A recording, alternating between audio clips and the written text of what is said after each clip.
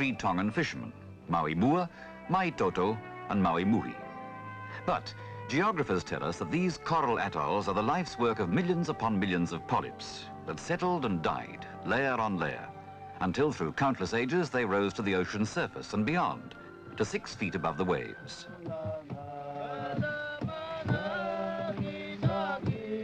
These are the atoll people, the people of the Tokelau Islands, New Zealand's northernmost territory, just 8 degrees below the equator. The group is made up of 3 atolls, Atafu, Nukunono, and Fakaofo, each separated from the others by about 50 miles of ocean.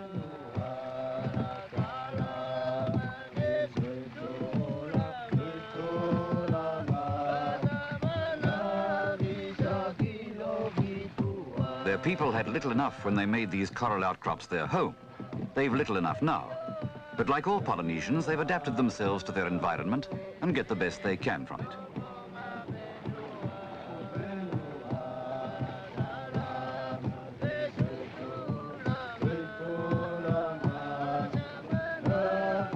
The islands owe their discovery to Commodore Byron, fruitlessly searching for the mutineers from Captain Bligh's bounty. But having been discovered, they were left unwanted, until the pleas of the islanders persuaded Britain to annex them in 1916. New Zealand assumed responsibility for them in 1925, placing them within its territorial boundaries and giving the people New Zealand citizenship.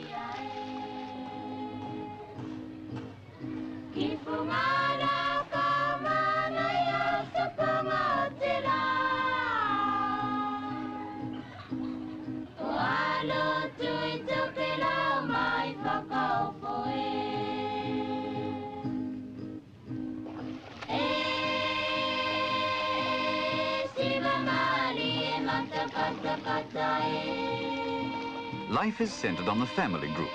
A council of elders represents the families and plans work for the village labor force. In this way, the traditional form of patriarchal authority continues in Tokelauan society.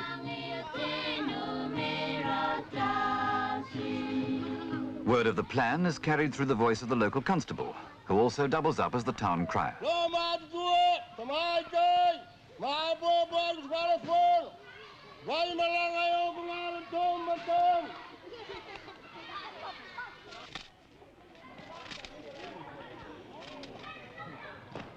The atolls share a common problem, too many mouths to feed. It's impossible for them to support themselves. On Fakaofo, the position is critical. Over 800 people live on 5 acres, and the population is increasing.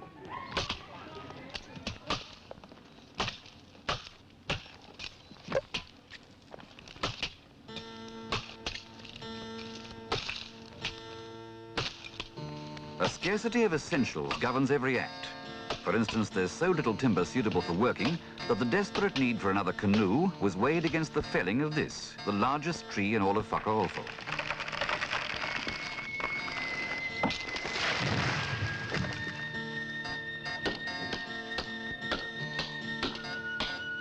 The design and construction of canoes hasn't changed through the ages.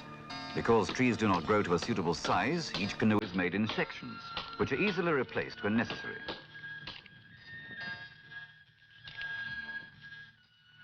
With all the skill of a bespoke tailor, the new is fashioned and sewn to the old.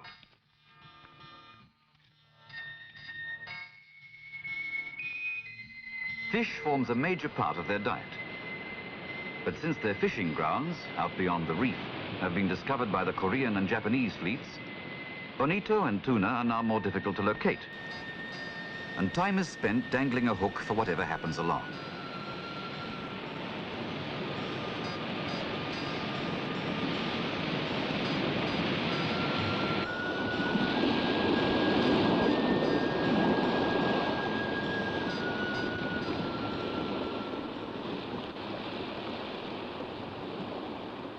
Only the lagoon offers any certainty of fish.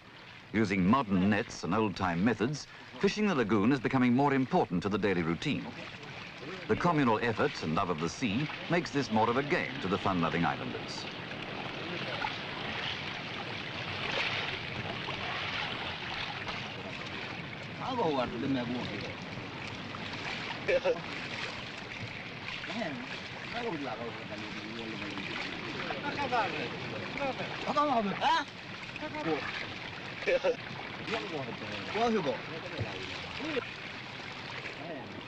Pigs and chickens, which have free range of the home island, are slaughtered only for very special occasions. Then every family shares a momentary change of diet.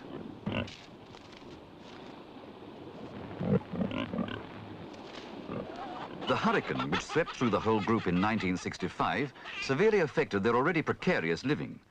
Waves washed right over the low-lying atolls, the highest points only 10 feet above sea level, taking trees, houses, and topsoil with it. The sea governs their lives, supplies them with food, but also keeps them from it. While they live on one islet, they're forced through overcrowding to use small portions of the other motus as gardens.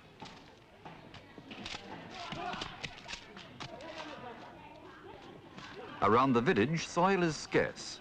Fertile earth is made by mounding up coconut husks and palm leaves. The delicacies of taro and bananas are carefully nurtured.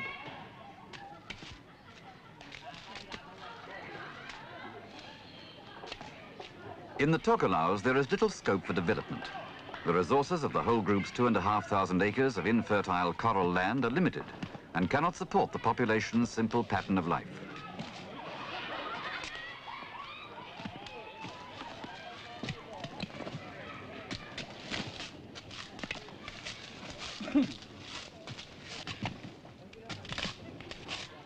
As the flow of money from relatives in New Zealand increases, so does the reluctance of those at home to work in the tropical heat, gathering and husking nuts for copra. The amount gathered fluctuates from year to year and provides the only source of revenue, apart from what their relatives send them.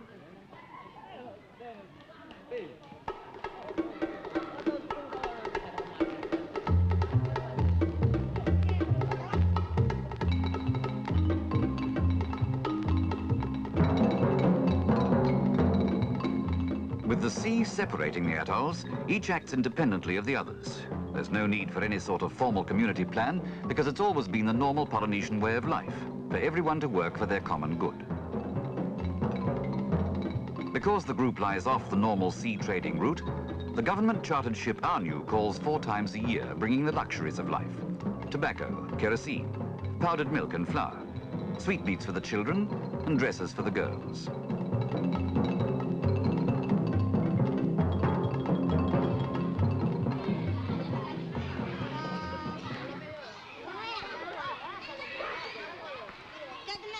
The air on ship days has a changed aroma, while families hover round hot coral embers, waiting to satisfy temporary cravings.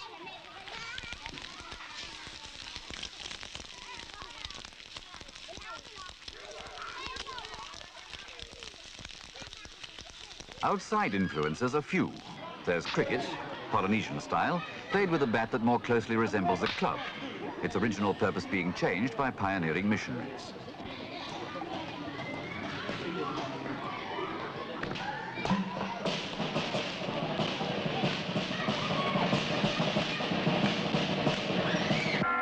The largest bell ever cast in New Zealand was commissioned by the fakaofo people living in New Zealand for their church at home.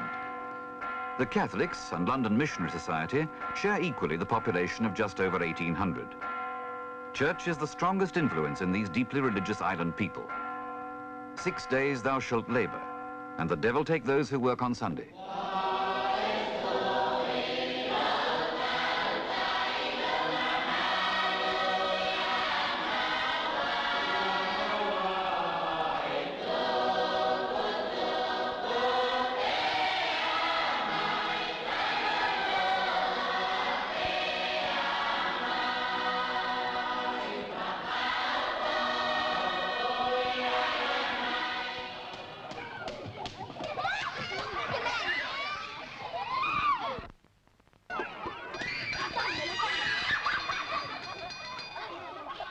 Teachers for these schools receive their training in Western Samoa. To improve the standard even more, husband and wife New Zealand teachers are being seconded to each island for 2-year periods to help the children.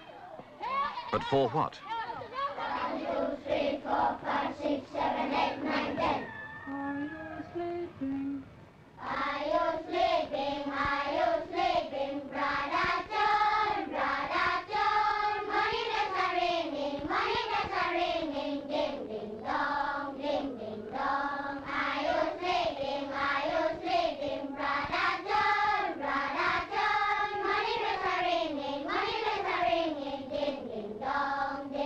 Because there's neither industry nor commerce, only a few of the brightest children receive scholarships for further education abroad, with a possible future in their island's administration.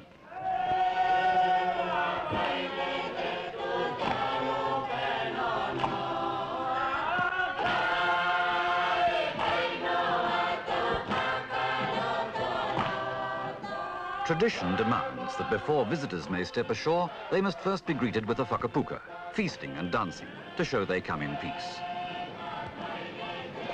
The Tokelau Islands are administered by the New Zealand High Commissioner in Western Samoa, who, to keep abreast of requirements, makes frequent visits to discuss problems with the Fenua Pule, the Council of Heads of Family.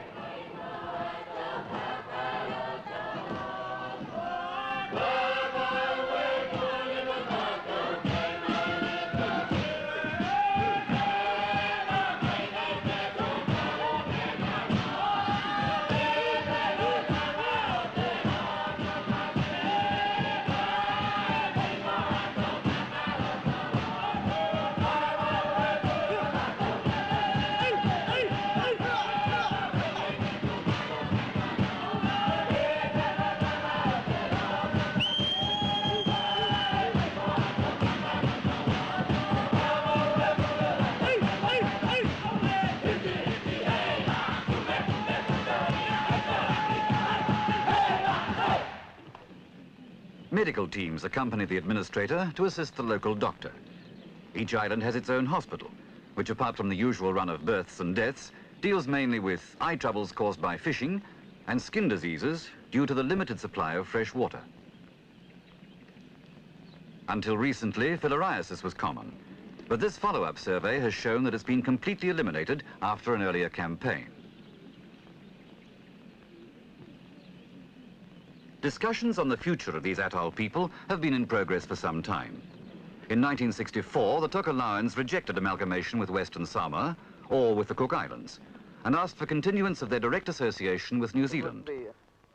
Because overpopulation is already a problem and with little future here, many favour a progressive shift to New Zealand.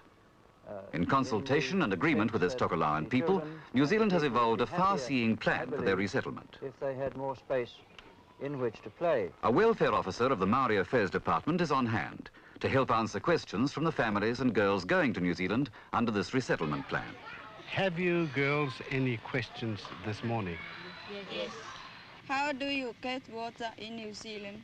If I want to send a letter to my parents or someone, what can I do? What about my holy days? Can I get some coconut there? There's no lack of people wanting to go to New Zealand, but few have any conception of what they're going to, nor realize the great changes and adjustments they'll have to make in their new world. Only the Polynesians know the strength and riches of relatives, the feeling of security and old beliefs, the bonds which tie them island to island.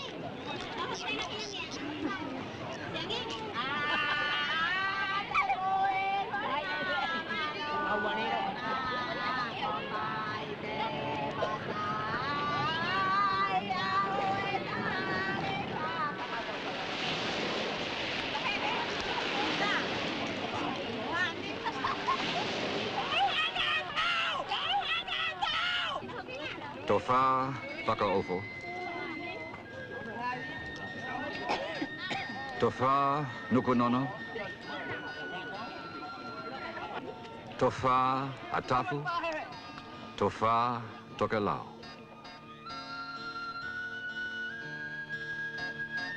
From an island home where more than 800 live on 5 acres, across the sea to a city where within its boundaries are parks larger by far than the reef-fringed land of their birth.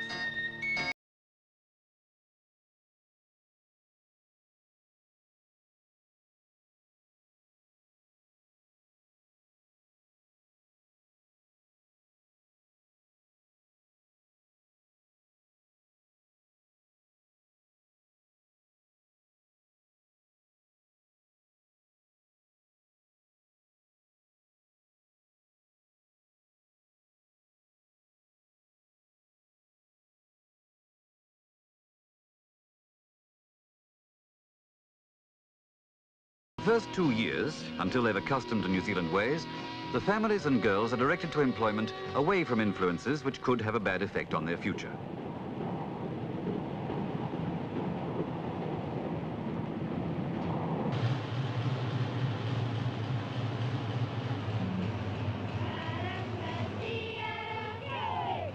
In comparative seclusion, the families are given homes in a forest area, where new neighbours give guidance and some badly needed love to their fellow New Zealanders.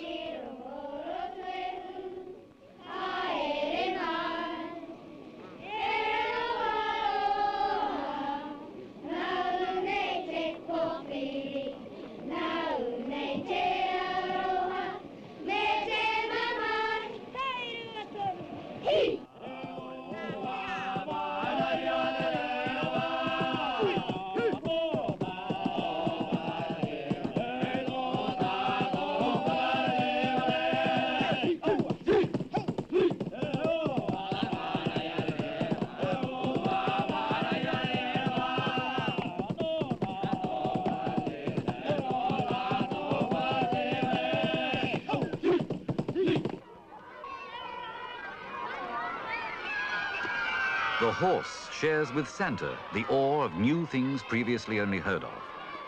But since the other, wiser children are excited, it must be all right.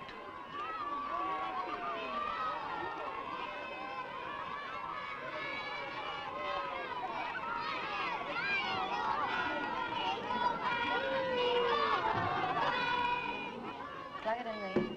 Turn the switch on. Small, everyday things need explaining. The things we take so much for granted. The telephone and grocer. Everything.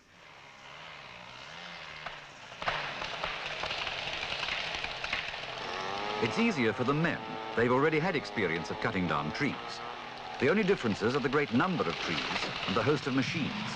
There are no machines on the tokalau's.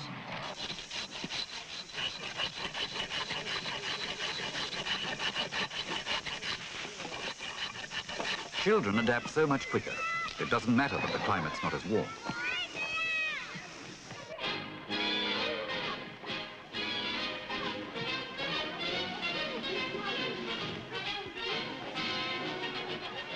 Horses and cows, houses and cars are strange. But it's not long before all children see things the same. I want you to carry straight on with what you were doing before lunch, please. The girls in Auckland and Wellington, or wherever they've been directed, tend to keep together, gaining strength and confidence from each other. How's the baby this morning? Oh, he's They're fine. overwhelmed, frightened perhaps, as they settle into jobs and homes. To a great degree, they're on their own and must find a new security to replace that which they've left behind. This new world will be theirs now. To some, it will give new opportunity and a wide horizon. Others, though, may still hear, far and far away, the thundering Pacific surf, and see in mind's eye the reef-fringed isles of their people, the atoll people.